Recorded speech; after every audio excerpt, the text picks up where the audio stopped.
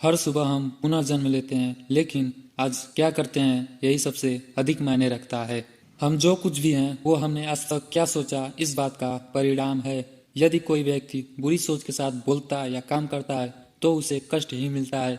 यदि कोई व्यक्ति शुद्ध विचारों के साथ बोलता या काम करता है तो उसकी परछाई की तरह खुशी उसका साथ कभी नहीं छोड़ती है। चलिए ऊपर उठें और आभारी रहें, क्योंकि हमने बहुत कुछ तो नहीं लेकिन कुछ तो सीखा। अगर हम कुछ नहीं सीखे तो कम से कम हम बीमार तो नहीं हुए, और अगर हम बीमार हुए तो कम से कम हम मरे तो नहीं। इसलिए चलिए हम सभी अपने दिन की शुरुआत एक नई ऊर्जा, एक नई ताकत, एक नई मोटिवेशन के साथ करते हैं।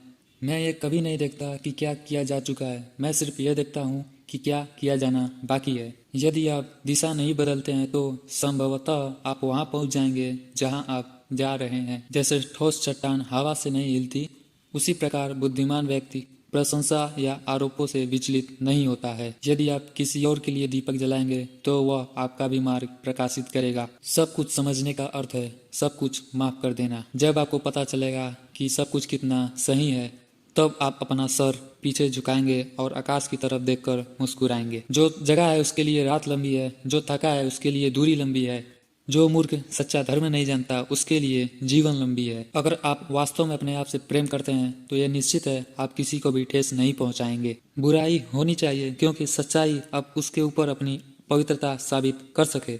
एक जंगली जानवर की अपेक्षा एक कपटी और दुष्ट मित्र से अधिक डरना चाहिए, क्योंकि जानवर सिर्फ आपके शरीर को नुकसान पहुंचा सकते हैं, परंतु एक बुरा मित्र आपके बुद्धि को नुकसान पहुंचा सकता है। आपके पास जो कुछ भी है उसे बढ़ा चढ़ाकर मत बताइए और ना ही दूसरों से ईर्ष्या कीजिए। जो लोग दूसरों से ईर्ष्या करते हैं उन्हें मन की शांति कभी नहीं मिलती है। जैसे मोमबत्ती बिना आग के नहीं जल सकती, वैसे ही मनुष्य भी बिना आध्यात्मिक जीवन के बिना जीवन नहीं जी सकता। अतीत पे ध्यान मत दो, भविष्य के बारे में मत सोचो, अपना ध्यान वर्तमान के समय पर केंद्रित करो।